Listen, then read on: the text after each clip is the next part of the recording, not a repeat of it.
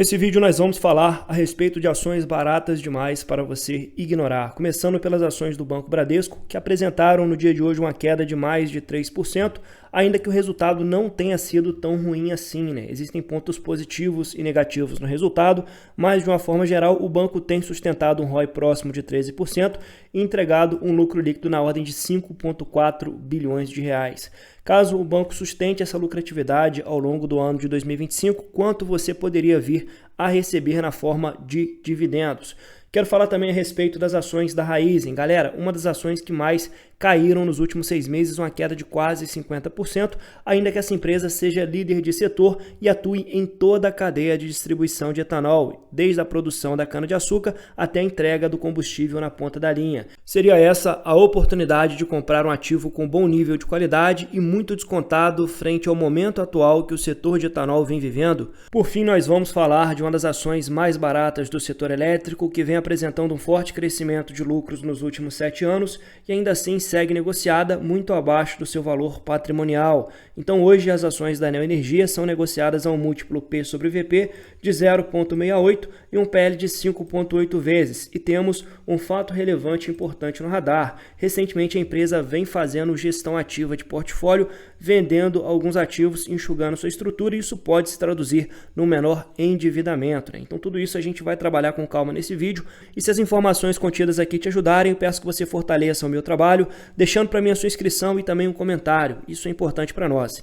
Começando pelas ações do Banco Bradesco, que vem desabando 3,2% no dia de hoje, tocando a casa dos R$ 10,87.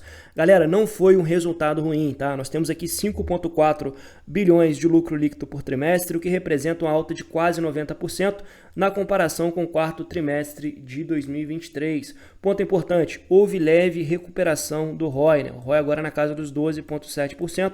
Confesso para vocês que gostaria de ver pelo menos um ROI de 13% aqui, o que denota que a recuperação de rentabilidade vai ser um pouco mais lenta do que o esperado. Apesar do ROI não ter evoluído muito, nós temos alguns pontos muito positivos no resultado. O primeiro deles, o forte crescimento das receitas totais, saindo de 28 bilhões no primeiro trimestre de 2024 e alcançando agora a cifra de 32,3 bilhões. Uma forte retomada da sua margem financeira, que cresceu 5,4% na comparação anualizada e 6,2% na comparação trimestral. Forte crescimento da receita com serviços, um crescimento de 7,9% na comparação anualizada, e sem dúvida o grande ponto positivo do balanço continua sendo o setor de seguros, previdência e capitalização, apresentando um crescimento de quase 17% na comparação anualizada. Então esse é sem dúvida um grande backup para os resultados do Banco Bradesco. Outro ponto positivo é o forte crescimento da carteira de crédito ampliada. Então vejam que houve uma retração do segundo trimestre para o terceiro trimestre,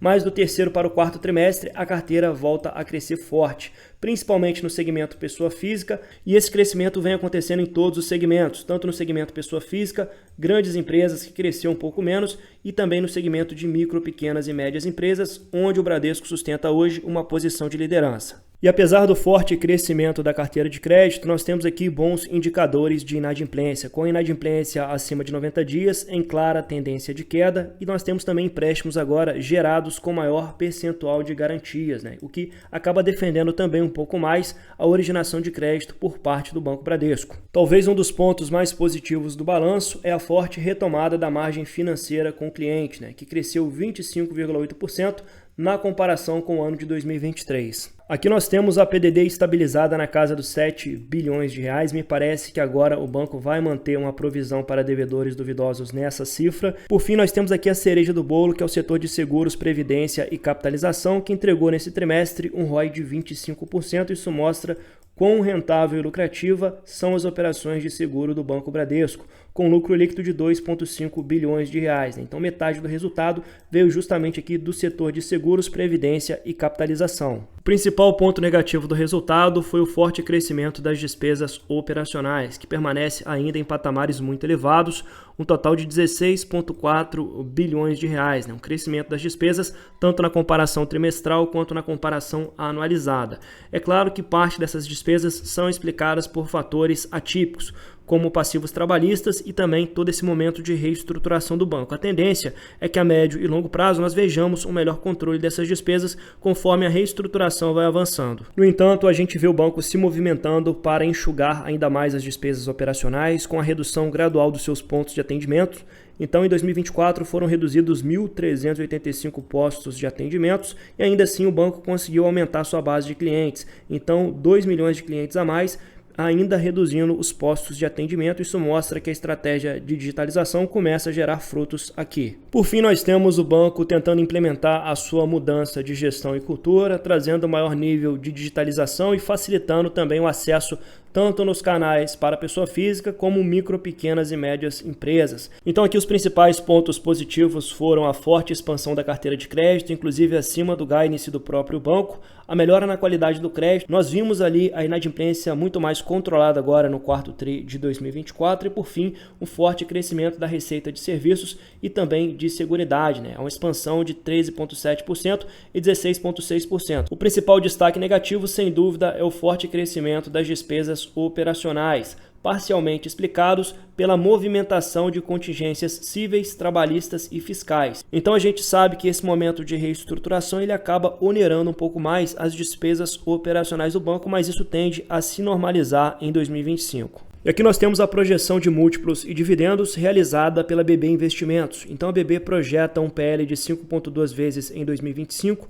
4,6 vezes em 2026 e 4,4 vezes em 2027.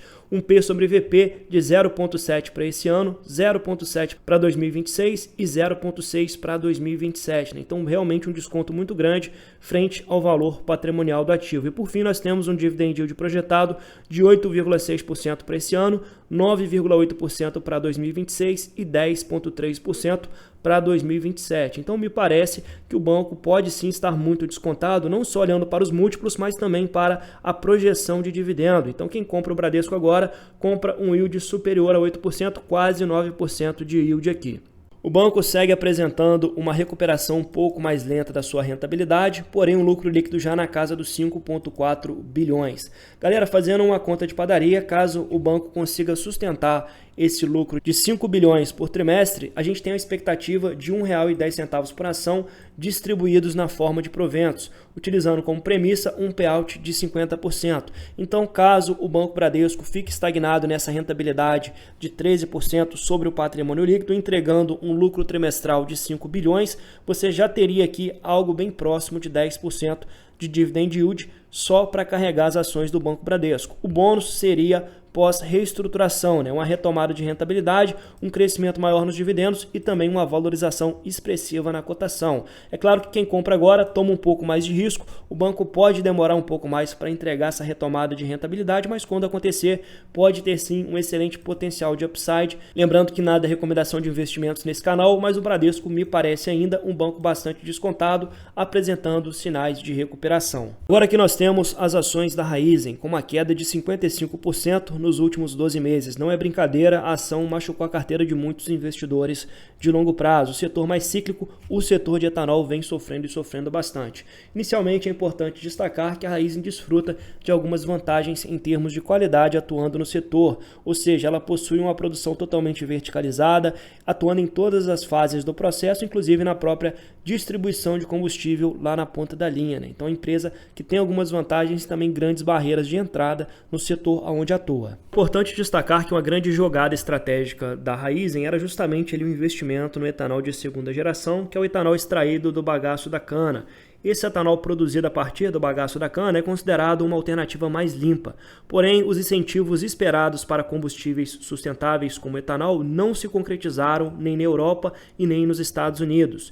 E a Raízen contava com esses incentivos para tornar os seus investimentos mais rentáveis, mas o mercado tem mostrado resistência. E nesse contexto, a empresa passou a reduzir a sua equipe de sustentabilidade, especialmente após a saída do CEO Ricardo Mussa, que tinha como foco maior em questões ambientais e na transição energética. Por fim, nós tivemos as agências de rating rebaixando a perspectiva da Raízen de estável para negativa, devido ao aumento da alavancagem da empresa e à pressão da alta dos juros, o que tem dificultado o retorno sobre o investimento em usinas de etanol. E dessa forma, as ações da Raízen vêm enfrentando a tempestade perfeita, ou seja, menor demanda no setor de etanol, que vem também se traduzindo em menores preços praticados do açúcar e do etanol, tem um maior custo de produção com fenômenos climáticos acometendo a produtividade do setor agrícola. Inevitavelmente a cultura da cana também vai sofrer e por fim nós temos aí um alto endividamento massacrando o resultado financeiro da companhia.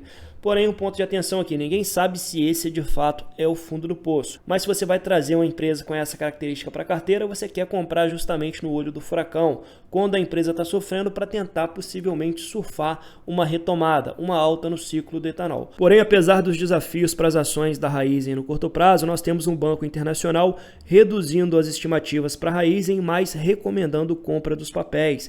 Em relatório, o Citi também cortou o preço-alvo da ação de R$ 4,50 para R$ 3,50. Então, essa revisão ela foi feita com base na estimativa de margens mais baixas na área de distribuição de combustíveis no Brasil, menor previsão de moagem de cana-de-açúcar para a safra de 2025 e 2026 e, por fim, a expectativa de um aumento na Selic, o que deve piorar o resultado financeiro da Raízen. Entretanto, mais uma vez, o banco recomendou compra nos papéis com preço-alvo em R$ 3,50. Lembrando que as ações da Raízen hoje são negociadas por R$ 1,76, então nós temos aqui uma expectativa de quase 100% de alta, né? Então, retorno de 100%. Caso as premissas do banco venham a se concretizar.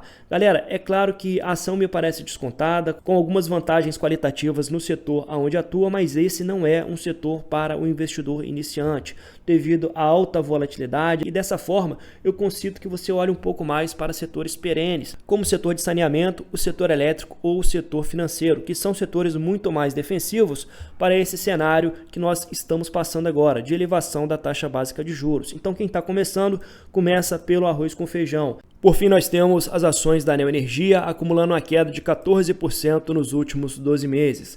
Galera, o que chama atenção aqui é que a empresa tem entregado sim crescimento de lucros nos últimos 7 anos e um crescimento muito forte, saindo de um lucro de 400 milhões em 2017 e alcançando em 2023 um lucro de 4,5 bilhões. Né? Então vejam vocês que apesar da retração do lucro em 2024, a companhia vem entregando sim bons resultados. Ainda assim, a companhia segue bastante descontada, com preço sobre valor patrimonial em 0,68 e um PL de 5,8 vezes. O grande problema aqui é o alto endividamento, né? Então a alavancagem da companhia hoje está em 3,5 vezes, que tem pressionado bastante a margem líquida da companhia. Então percebam que ela chegou a alcançar uma margem líquida de 11% em 2022 e de lá para cá essa margem vem desidratando. Boa parte disso se deve ao resultado financeiro, já que o endividamento está bastante elevado. Porém, a margem apertada é uma faca de dois gumes, né? Se a companhia entrega aqui um crescimento de 4% na sua margem, isso se traduz num crescimento de 50% do seu lucro líquido, né? Um forte crescimento se a companhia conseguir enxugar um pouco mais as despesas operacionais e administrativas e também reduzir a sua alavancagem. E para reduzir a alavancagem, a companhia tem tomado algumas atitudes. Recentemente, ela anunciou a venda de participação acionária em uma geradora de energia, que vai permitir a entrada de 1,4 bilhões de reais no caixa da empresa, o que vai ajudar também a melhorar um pouquinho a estrutura de capital. Atualmente, a Neoenergia se encontra com a dívida líquida na ordem de 42 bilhões de reais, então essa entrada de 1,4 bilhões de reais em caixa não é algo que muda o jogo para a empresa, mas mostra a nova estratégia em direção a enxugar a sua estrutura e melhorar também a sua estrutura de capital, como a própria empresa destaca.